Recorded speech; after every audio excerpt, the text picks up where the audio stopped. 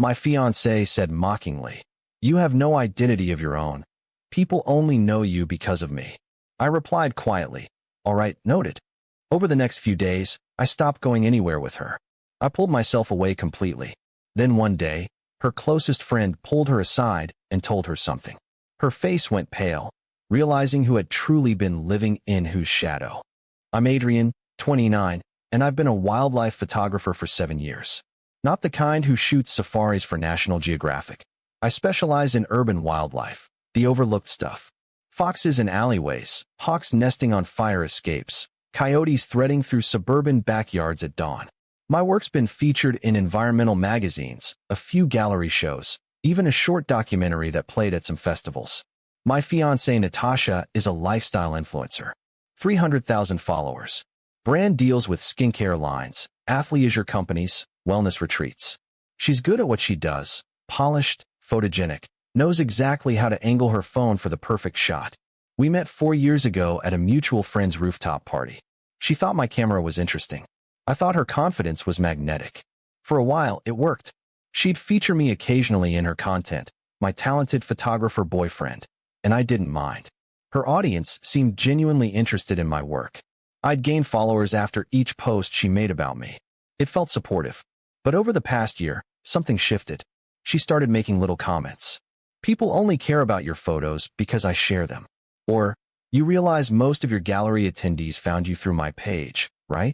I'd brush it off, tell myself she was just stressed about algorithm changes. The comments became more frequent. At coffee shops, she'd introduce me as my photographer instead of by name. At dinner parties with her influencer friends, she'd talk over me when I tried to discuss my projects. When I landed a feature in Audubon magazine, she posted about it before I could, framing it as so proud of what we've accomplished. As if she'd been in the Bronx at 5 in the morning waiting for that peregrine falcon. I started noticing the pattern. Every achievement of mine became a reflection of her. Every opportunity one received was somehow connected back to her influence, her network, her platform. Then, 3 weeks ago, we were at her friend Bianca's birthday dinner. Expensive place downtown, the kind with no prices on the menu.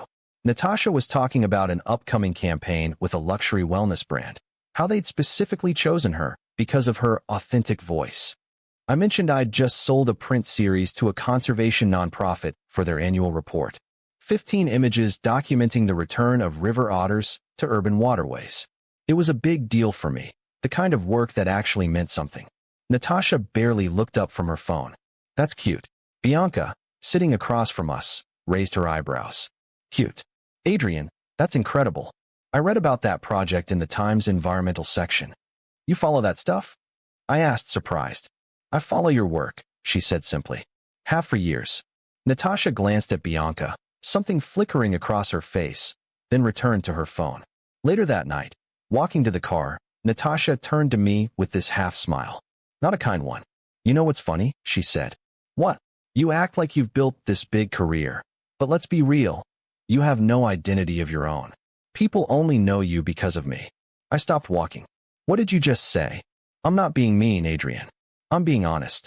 Before me, how many followers did you have? Like 800? Now you're at 30,000. You get gallery invites because curators follow me. You think that's a coincidence? The street was quiet. A cab passed, its headlights washing over us. You really believe that? I said. Not a question. It's just facts. Look, I'm not saying you're not talented. You are. But talent only gets you so far. Visibility matters. Platform matters. And I gave you that. I looked at her for a long moment. She was already scrolling through comments on her latest post, not even fully present for this conversation. I said, very quietly, all right, noted. Don't be sensitive about it, she said, linking her arm through mine. I'm just saying you should appreciate what you have, what we've built together. I didn't argue. I drove us home in complete silence while she hummed along to some playlist. When we got home, I went straight to my office and closed the door. The next morning, I made a decision. I wasn't going to have some big confrontation. I was just going to stop participating in her world. Stop being an accessory. Stop letting her take credit for what I'd built. She had a brand event that Thursday, some boutique hotel launch. Usually I'd go with her, take candid shots she could use for content. This time, when she asked if I was ready, I said, I'm not going. What do you mean? I've got editing to do. You go ahead. Adrian, I told the brand you'd be there. Then you'll have to explain I couldn't make it. Her expression shifted from confused to irritated. This is about what I said the other night, isn't it? No, it's about me having work to do. You're being petty. I turned back to my computer. Think what you want. She left alone. Texted me 3 times during the event. I didn't respond. Saturday, she had brunch with her usual crew, 6 other influencers. She expected me to come along, maybe take a group photo. Can't make it, I said. I've got a shoot in the Bronx. Urban Hawks. Since when? Since yesterday. A conservation group reached out. It wasn't a lie, but I could have rescheduled. I chose not to. Over the next week, I systematically removed myself from her world. Brand dinners? Had client calls. Gallery openings for her friends? Already committed to my own projects. Her anniversary post featuring my amazing partner. I asked her not to use my photos. Why not? She demanded. Because I don't want to be featured right now. That doesn't even make sense, Adrian. It makes perfect sense to me. By the second week, she was genuinely angry. We barely spoke except in clipped exchanges. One evening, while I was organizing prints, she appeared in the doorway. You're punishing me, she said. I'm not. Yes, you are. Because I told you the truth about how your career grew. I turned to face her. You didn't tell me the truth, Natasha. You told me your version of reality. My version? Adrian, the numbers don't lie. Numbers tell part of a story, not the whole story. You're being impossible. And you're being willfully ignorant. You've convinced yourself that you made me. That I'd be nothing without you. You need to believe that because it makes you feel important. That's not. Yes, it is. So I'm just removing myself from the equation. You wanted me to appreciate what I have. Fine. I'm appreciating it by figuring out what's actually mine. She stood there, mouth slightly open, then walked away. I heard the bedroom door close. Around day 10, I got an email from a curator I'd worked with 2 years ago. Lorraine Shun ran a well-respected gallery in Brooklyn. Adrian, I'm putting together a show on urban wildlife and coexistence. For photographers, opening in 3 weeks. Your new series would be perfect. Interested? I responded within an hour. Yes. When I mentioned it to Natasha over dinner, takeout, eating in silence, she actually perked up. Oh, that's great. I can do a whole story series leading up to the opening. It'll be great exposure. Actually, I said, I'd prefer if you didn't promote it. She froze. What?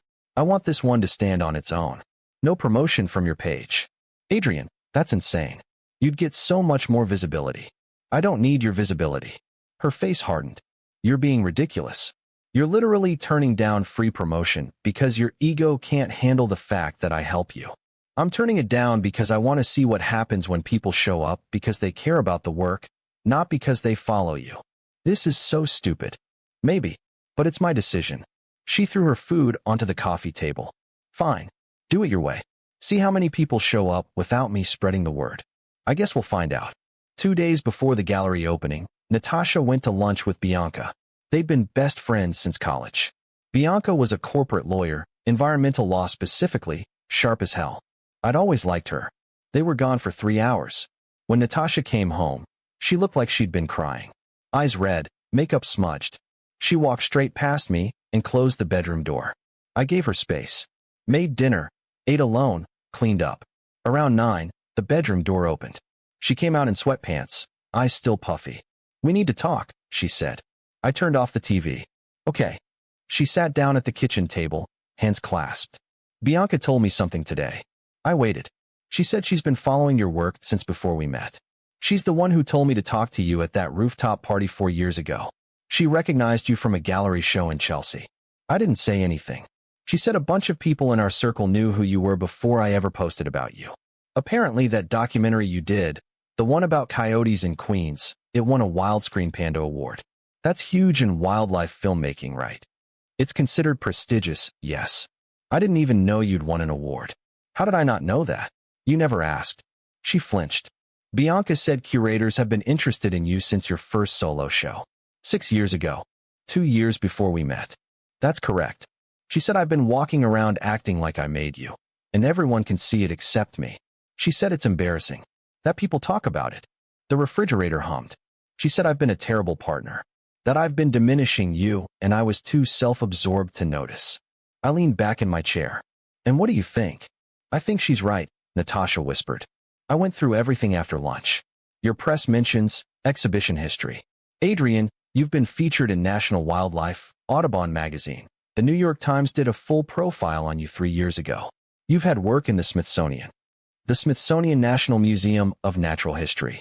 2 prints in their permanent collection. Why didn't you tell me? I did. You said, that's cool, and then showed me a TikTok of a cat. She covered her face with her hands. Started crying again. Bianca asked me if I even knew what you did before we met. And I realized I didn't. I never asked. I just assumed you were some hobbyist who got lucky. And then I came along and turned you into something real. That's exactly what you assumed. I'm so sorry, Adrian. I sat there, watching her cry, feeling less than I thought I would. Just tired. Why didn't you correct me? She asked. Every time I said something, why didn't you show me proof? I did correct you. Multiple times. You didn't listen. Eventually, I realized you didn't want to listen. You needed to believe I was nothing before you. I really believed it. I genuinely thought I'd made your career. I know you did. Do you still love me? She asked, looking up with devastated eyes. I thought about it. Really sat with the question. I don't know, I said finally. I don't know if I can love someone who sees me the way you do. I don't anymore. Bianca showed me. Bianca had to show you. You couldn't see it yourself. Even when I told you, you still thought you were right. It took your best friend explaining it like you're a child for you to even consider that maybe I existed before you. She had no response. The gallery opening was on a Friday night. Clean white walls, track lighting, wine and cheese. My 20 prints hung carefully, moments of wildness and steel and concrete. Natasha didn't come. She'd texted that morning. I don't think I should be there. This is yours. You built it. I'm proud of you. I didn't respond. But Bianca came. Showed up with 2 colleagues. She bought one of the prints, a red-tailed hawk on a Bronx apartment railing. Natasha's not doing well, she said while we stood by the wine table. I didn't ask her to fall apart. I know, but she's genuinely devastated. That's not my responsibility, Bianca. I'm not saying it is. I'm just telling you.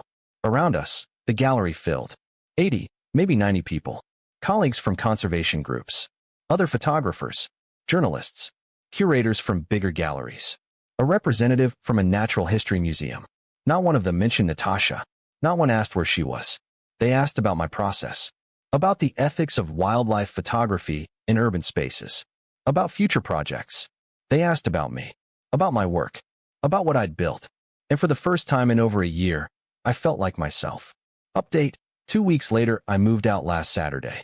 Found a studio in Bushwick with good north-facing light. Enough space for my equipment and a small darkroom. High ceilings, exposed brick, the kind of place I'd always wanted. Natasha didn't fight it. Actually helped me pack. Folded my clothes carefully, wrapped my lenses in bubble wrap. I really am sorry, she said while I loaded boxes into my car.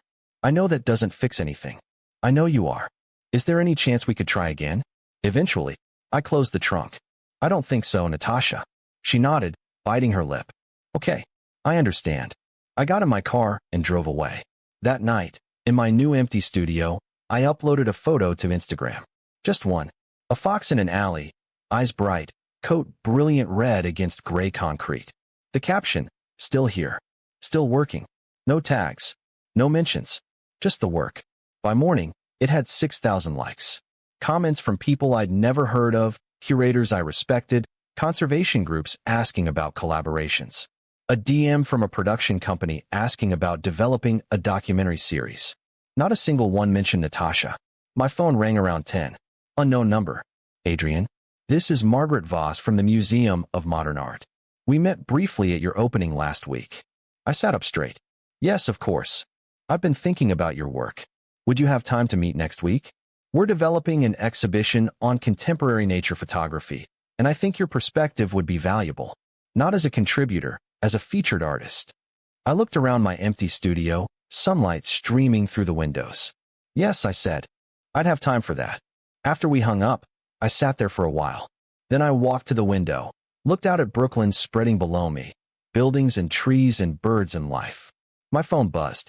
A text from Bianca. Saw your post. Fox is perfect. Proud of you. I smiled, typed back. Thanks for telling her the truth. Her response came immediately. Someone had to.